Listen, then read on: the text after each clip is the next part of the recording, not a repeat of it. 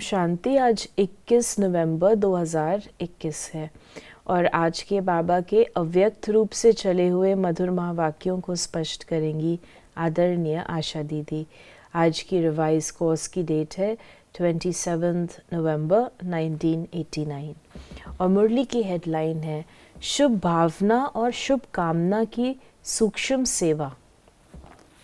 आज विश्व कल्याणकारी बाप दादा अपने विश्व कल्याणकारी साथियों को देख रहे हैं। सभी बच्चे बाप के विश्व कल्याण के कार्य में निमित्त बने हुए साथी हैं। सभी के मन में सदा यही एक संकल्प है कि विश्व की परेशान आत्माओं का कल्याण हो जाए। चलते फिरते कोई भी कार्य करते मन में यही शुभ भावना है। देखिए, बाबा वर्षा कैसे देता है? बच्चों के थ्रू भी देते हैं। बाबा ने जो कहा, मैं किसको देख रहा हूँ? विश्व कल्याणकारी साथियों। विश्व कल्याणकारी बाप अपने विश्व कल्याणकारी साथी बच्चों को देख रहे हैं। तो बाबा ने तो वर्षा दे दिया बोल करके कि तुम विश्व कल्याणकारी हो। बाबा ने तो वर्षा दे दिया। अब उसको मैंने कायम रखा, ये मेरे ऊपर डिपेंड करता है। तो जब बाबा हमें कोई टाइटल देते हैं तो हमें उसे स्वीकार करके अपनी धारणा में ले लेना चाहिए। फिर बाबा ने बताया ये बात कि भक्ति मार्ग में भी ये भावना होती है, लेकिन भगत आत्माओं की विशेष अल्पकाल के कल्याण प्रति भावना होती है। आप ज्ञानी तो आत्मा बच्चों की ज्ञान युक्त कल्याण की भावना आत्माओं के प्रति सदा काल और सर्व कल्याणकारी भावना है। आपकी भावना वर्तमान और भविष्य के लिए है कि हर आत्मा अनेक जन्म सुखी हो जाए, प्राप्तियों से संपन्न हो जाए, क्योंकि अविनाशी बाप द्वारा आप आत्माओं को भी अविनाशी वर्षा मिलता है। आपकी शुभ भावना का फल विश्व की आत्माओं को परिवर्तन कर रहा है और आगे चल प्रकृति सहित परिवर्तन हो जाएगा। देखिए, लहर होती है। एक वो समय था हमारी शुभ भावनाओं का जो मैं परिवर्तन ऑब्जर्व करती हूँ कि हम लोगों ने जब शुरू प्यारे बाबा ने किया तो उस समय गालियाँ खाई, कोई भी स्वीकार नहीं करते थे। बाबा ने छोड़ा तो नहीं। बाबा ने अपने बच्चों को भी क्या कहा? कोई बात नहीं, सहन करना है। फिर आप देखिए, बाबा को कहा, बाबा ये जो है ना पवित्रता और नियमों की धारणा, ये सब पर आप थोड़ा कॉम्प्रोमाइज़ करा दो। तो नहीं, लेकिन बाबा ने नहीं किया, बिल्कुल नहीं किया। लाखों लोग आ जाएंगे, बाबा कहता था मुझे चाहिए ही नहीं लाखों लोग, मुझे तो वे चाहिए जो कि स्वर्ग में जाने लायक हो, निर्विकारी हो। तो शुभ भावना शुभ कामना रखते हुए वो समय था जो गालियाँ खाई। वो समय आया जो लोगों ने हमें अपने रीति के लोग कहना स्वीकार किया और गालियाँ भी देते थे। धीरे धीरे वो फेज़ आया जो गाली देना बंद किया और अब वो फेज़ है जो लोग ये रियलाइज़ कर रहे हैं कि जो ये कहती हैं वो ठीक कहती हैं। आप देखिए, सारे विश्व में एक परिवर्तन जो आया है पिछले 2-3 डेकेड्स में, वो क्या है? परिवर्तन स्थापना के कार्य से संबंधित है। एसोसिएट करिए उसको। पिछले 2-3 डेकेड्स में, उससे पहले की बात मैं नहीं कहते हैं, लोगों का ध्यान इनर वर्ल्ड स्पिरिचुअलिटी की ओर गया है, स्पिरिचुअल स्ट्रेंथ की ओर गया है, जो पहले तो नहीं था। और अब और आगे बढ़िए तो लोग वैल्यूज़ को, इन सब चीज़ों को स्वीकार करना शुरू किया है। और बहनों के पास ही आते हैं कि हमारे कोई इसमें आप बताओ। स्वीकार करते हैं कि जो ये बोलते हैं सो सही बोलते हैं, तो हमारी शुभ भावनाएं बनी रही ना। और अब मैंने सुना है कि हमारे त्याग तपस्या की जो ट्रेंड है, जो हमारा वो बेसिक है, वो भी अब दिखाई देना शुरू हो रहा है। लोग मटीरियलिज्म से थक करके अब बिल्कुल सिंप्लिसिटी पर आ रहे हैं। तो फर्क तो पड़ रहा है ना हमारी शुभ भावनाओं का। जो बाबा ने कहा विश्व परिवर्तन में फर्क पड़ तो रहा है। फिर बाबा ने कहा शुभ भावना शुभ कामना के बिना हो नहीं सकती। हर आत्मा के प्रति सदैव रहम की कामना रहती है कि ये आत्मा भी वर्षे के अधिकारी बन जाए।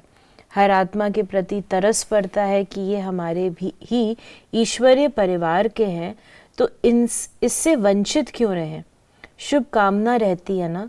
शुभ कामना और शुभ भावना ये सेवा का फाउंडेशन है। कोई भी आत्माओं की सेवा करते हो, अगर आपके अंदर शुभ भावना शुभ कामना नहीं है तो आत्माओं को प्रत्यक्ष फल की प्राप्ति नहीं हो सकती। फिर बाबा ने कहा एक सेवा होती है नीति प्रमाण, रीति प्रमाण, जो सुना है वो सुना दिया। दूसरी सेवा है अपनी शुभ भावना शुभ कामना द्वारा। वो सटल है, वो है मौखिक प्रत्यक्ष रूप। और ये शुभ भावना शुभ कामना वाली सेवा सूक्ष्म है, बहुत सटल है। आपकी शुभ भावना बाप में भी भावना बिठाती है और बाप द्वारा फल की प्राप्ति कराने के निमित्त बन जाती है। शुभ भावना कहाँ दूर बैठी हुई किसी आत्मा को भी फल की प्राप्ति कराने के निमित्त बन सकती है। तो बाबा ने कहा जैसे साइंस के साधन दूर बैठे आत्माओं से समीप का संबंध कराने के निमित्त बन जाते हैं।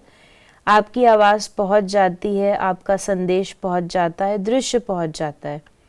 तो जब साइंस की शक्ति अल्पकाल के लिए समीपता का फल दे सकती है, तो आपके साइलेंस की शक्तिशाली शुभ भावना दूर बैठे भी आत्माओं को फल नहीं दे सकेगी। लेकिन इसका आधार है अपने अंदर इतनी शांति की शक्ति जमा हो। साइलेंस की शक्ति ये अलौकिक अनुभव करा सकती है। आगे चलकर ये प्रत्यक्ष प्रमाण अनुभव करते रहेंगे। ये बाबा ने हमारा ध्यान खिंचवाया कि शुभ भावना भी आपकी कब काम करेगी।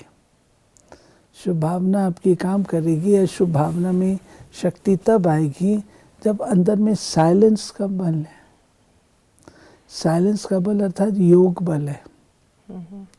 योग बल होगा तो शुभ भावना। ऐसे तो जब कोई कहते हैं शुभ, तो हम लोग क्या कहते हैं, शुभ भावना तो हमारी है ही। ये जैसे ऊपर ऊपर से बोल दिया। जो बाबा ने बात कही है कि साइलेंस का बल हो और फिर शुभ भावना, तो वो काम करेगी। फिर बाबा ने कहा शुभ भावना अर्थात शक्तिशाली संकल्प।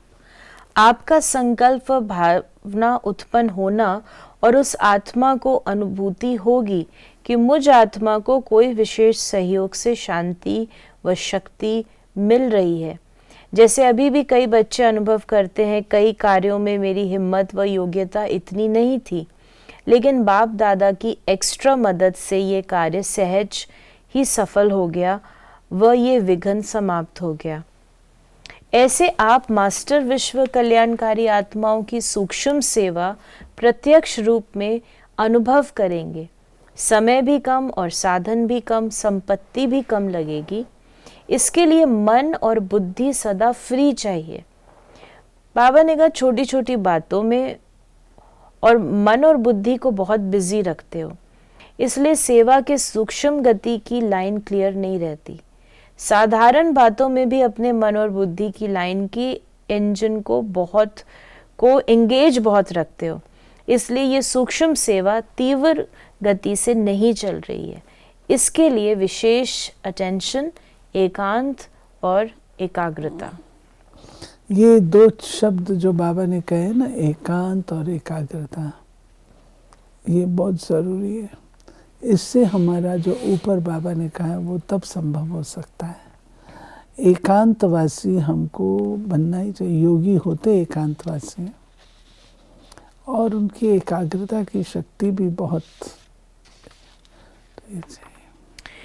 एकांत प्रिय आत्मा कितना भी बिजी होते फिर भी बीच बीच में 1 घड़ी 2 घड़ी निकाल एकांत का अनुभव कर सकती हैं। एकांत प्रिय आत्मा ऐसी शक्तिशाली बन जाती है जो अपनी सूक्ष्म शक्तियाँ मन बुद्धि को जिस समय चाहे जहाँ चाहे एकाग्र कर सकती हैं। चाहे बाहर की परिस्थिति हलचल की हो, लेकिन एकांत प्रिय आत्मा एक के अंत में सेकंड में एकाग्र हो जाएगी। एक के अंत में, अर्थात बाबा की थार। फिर बाबा ने कहा कि शुभ भावना शुभ कामना शब्द सभी बोलते हैं, लेकिन इसके महत्व को जान प्रत्यक्ष रूप में आने से अनेक आत्माओं को प्रत्यक्ष फल की अनुभूति कराने के निमित्त बनो। निमित्त बनो। फिर बाबा ने कहा टीचर्स का तो काम है सेवा, टीचर्स का महत्व ही सेवा है। अगर सेवा का प्रत्यक्ष प्रमाण नहीं दिखाई देता तो उनको योग्य टीचर की लिस्ट में गिनती नहीं किया जाता। जिम्मेवारी है ना टीचर्स की। अगर टीचर्स ही बाबा के सैंपल्स हैं, अगर वही ठीक नहीं होंगी तो कैसे होगा। तो बाबा ने कहा तो सेवा का महीन रूप सुनाया। मुख की सेवा तो करते हैं, लेकिन मुख और मन के शुभ भावना के कि साथ साथ हो, बोल और भावना डबल काम करे। इस सूक्ष्म सेवा का अभ्यास बहुत काल अर्थात अभी से चाहिए, क्योंकि आगे चलकर सेवा की रूपरेखा बदलनी ही है। फिर उस समय सूक्ष्म सेवा में अपने को बिजी नहीं कर सकेंगे। बाहर की परिस्थितियां बुद्धि को आकर्षित कर लेंगी। रिजल्ट क्या होगा? हाँ, बाबा कहते हैं कि अगर एकांत और एकाग्रता का अभ्यास नहीं होगा तो बुद्धि को आप स्थिर नहीं रख सकेंगे, सेवा भी नहीं होगी और जो हथियार आप अपनाओगे वो विफल जाएंगे। इसलिए अपने इस अभ्यास को, जो कि अकेले में बैठ करके करने का है, उसको आप बढ़ाओ। फिर बाबा कुमारियों से भी मिले, कुमारों से भी मिले और विदेशियों से भी मिले। आज बाबा ने हम बच्चों को वरदान दिया है अपने परिवर्तन द्वारा निरंतर विजय की अनुभूति करने वाले सच्चे सेवाधारी भव। जैसे निरंतर योगी बने हो, ऐसे निरंतर विजयी बनो तो सच्चे सेवाधारी बन जाएंगे।